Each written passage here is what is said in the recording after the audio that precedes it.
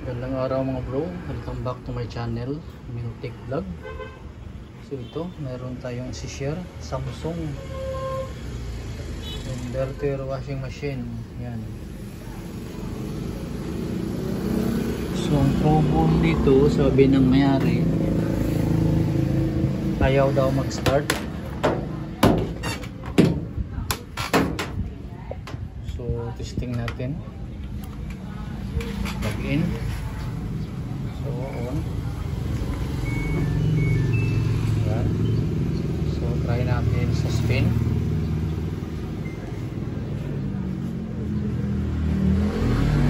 Tapos start. Yan, wala. Walang response mga bro. So off natin. Wala din tayo makitang error. Off. Next steps. So gagawin natin ito mga bro.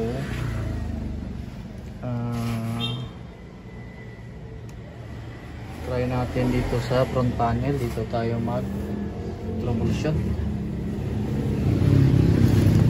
So pagtanggal nito, ito mayroon itong dalawang. Plaster ko lang yung camera mga bro. Tuloy tayo. So gawin natin tanggalin natin tong ito.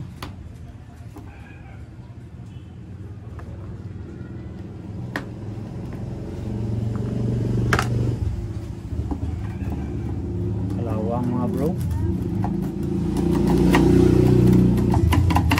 Kalawang talaga.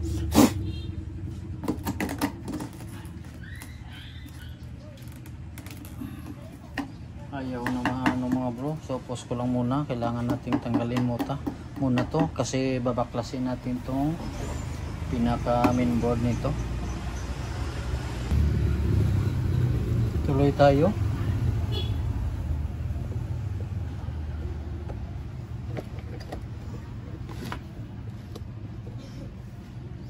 So ito pinirasan na natin. Sobrang kalawang na yung tornilyo. Yan,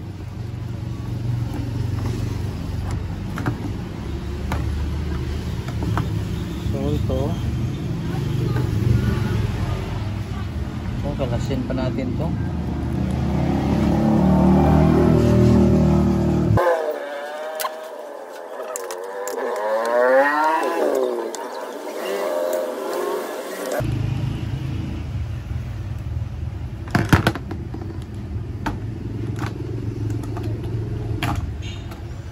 So ito na siya.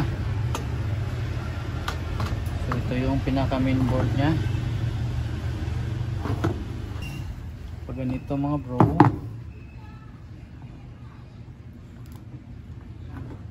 subukan nating magbutas dito.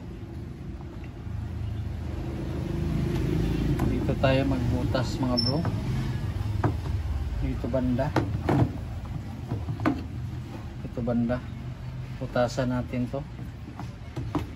Kasi mayroon tayong titingnan dito sa ilalim, hindi makita dito sa harap pero sa ilalim dyan natin makikita. So pause lang muna natin. Ang gagawin natin dito mga bro, ito yung gagamitin natin. I-open natin ito ganun. Ito lang, hanggang dito lang. Tapos ipapakita ko na lang sa inyo kung anong gagawin natin dyan. Tuloy tayo. So dito tayo magbutas gamit ang suli ngayon. Ito, mabutin lang natin. So itansya lang natin na maka-open tayo dito banda.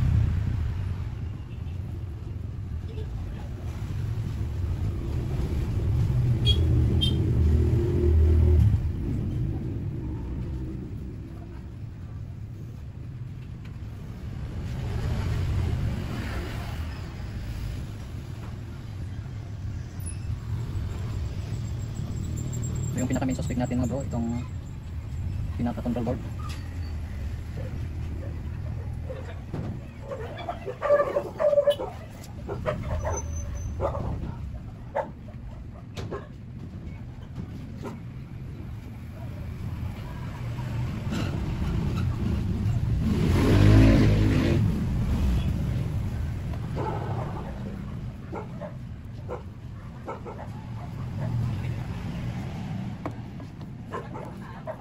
Mababang pusiso.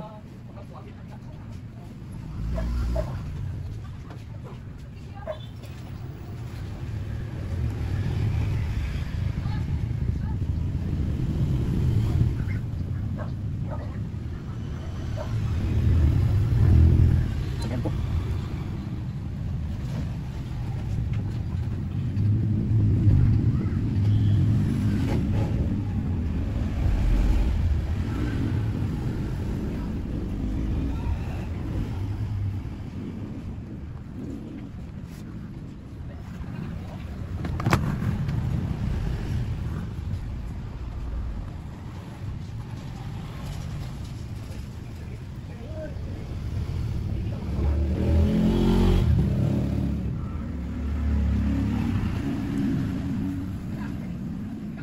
Pause na natin mga bro para hindi masyado makahaba ang video.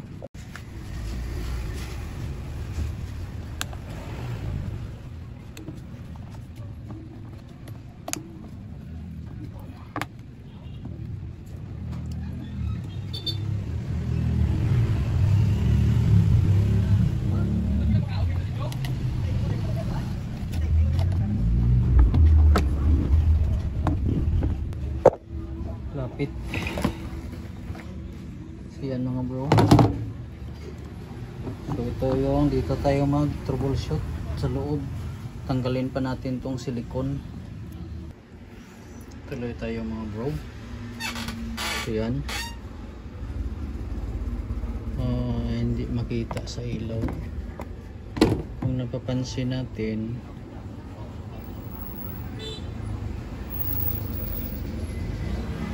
ito kailangan nating tanggalin ito mga bro. Try nating tanggalin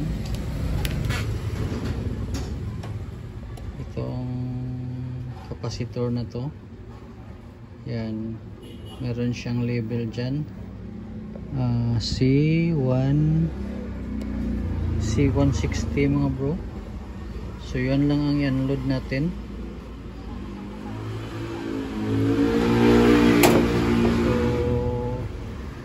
Tanggalin lang natin yung nakaharang dyan na silicone mismo sa C160.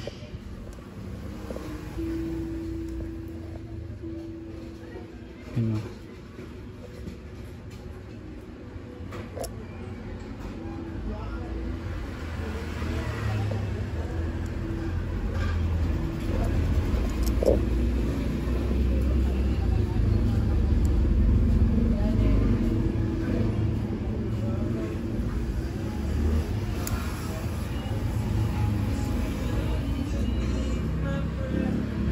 Para tayo nag-slice ng pineapple pie or cake.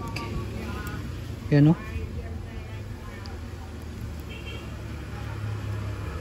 So yan.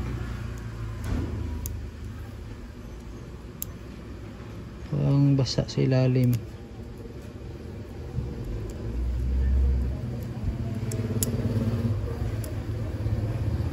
Basa mga bro. Yan o.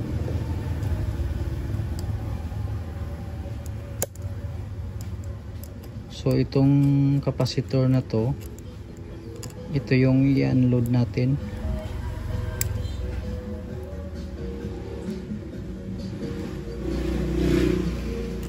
Opera kumbaga.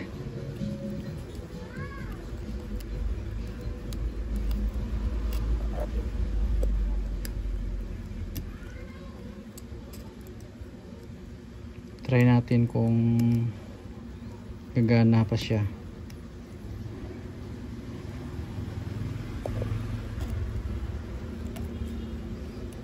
Yan o, dyan na area, ano siya, para siyang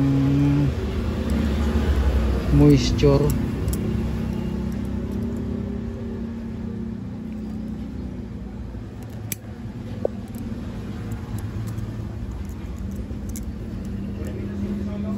Yan, kita na yung SMD capacitor. So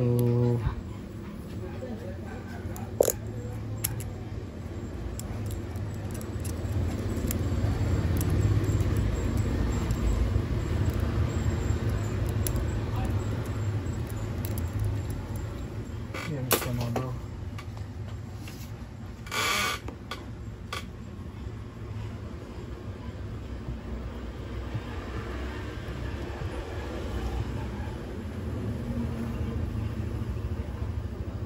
Yan o.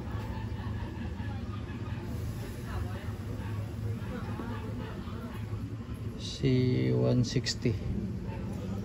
So pause lang muna natin mga bro kasi walang taga hawak ng camera. Tanggalin natin yan. So balik tayo mga bro. Yan o. Para klarado. So test natin sa buzzer. Ang tester.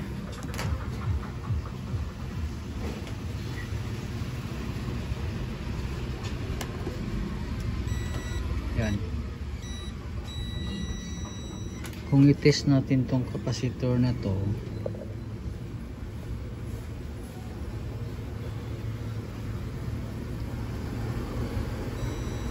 yan mga bro, nagbabas mga bro.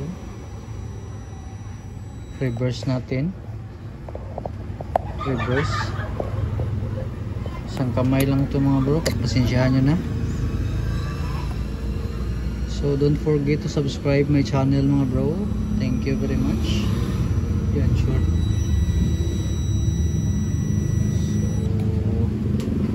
So final nito mga bro. So kailangan natin tanggalin.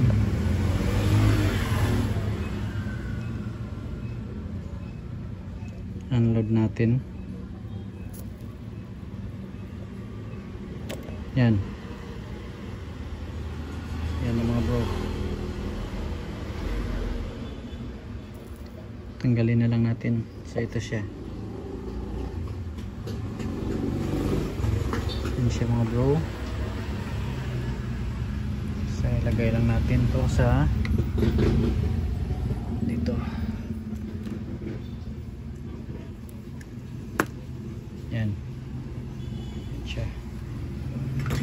So try natin i-check yung circuit kung magbabas pa ba.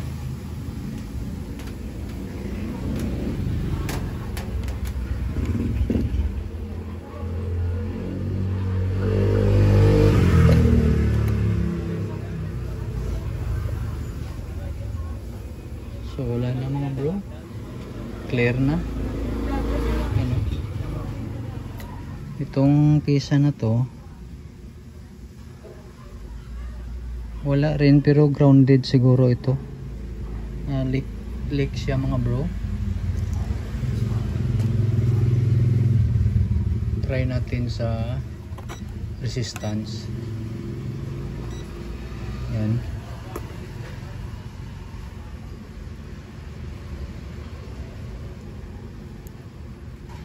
Wala naman. Pero pag sa board siya, like, so try muna natin. So tuloy tayo mga bro. So testing natin. So plug in.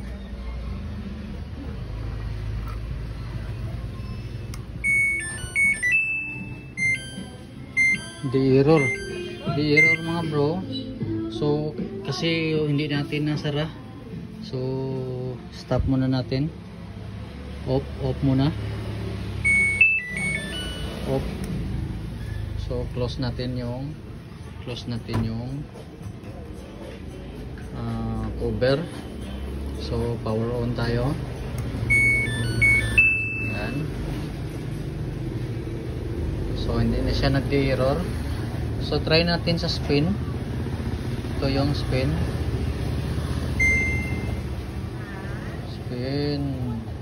Yan. So start natin. So antayin lang natin yan, nag-response na mga bro.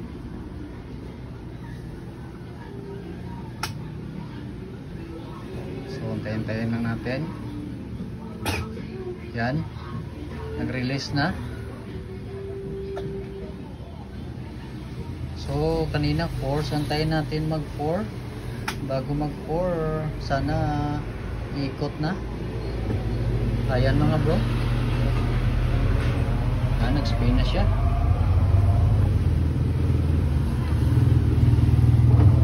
So, buwelo pa yan.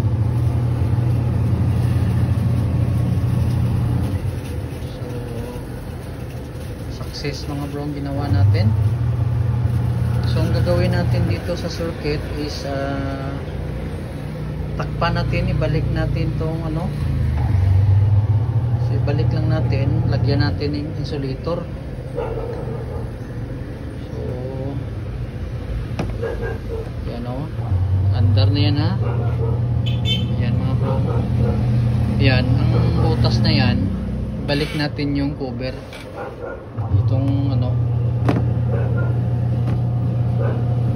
ito mga bro. So, ibalik natin, tapos lagyan natin ng glue. So 5 na, hanggang 0 na, hanggang 0 yan siya. So maraming salamat mga bro. Hanggang dito na lang, sana meron kayong learnings. God bless sa ating lahat.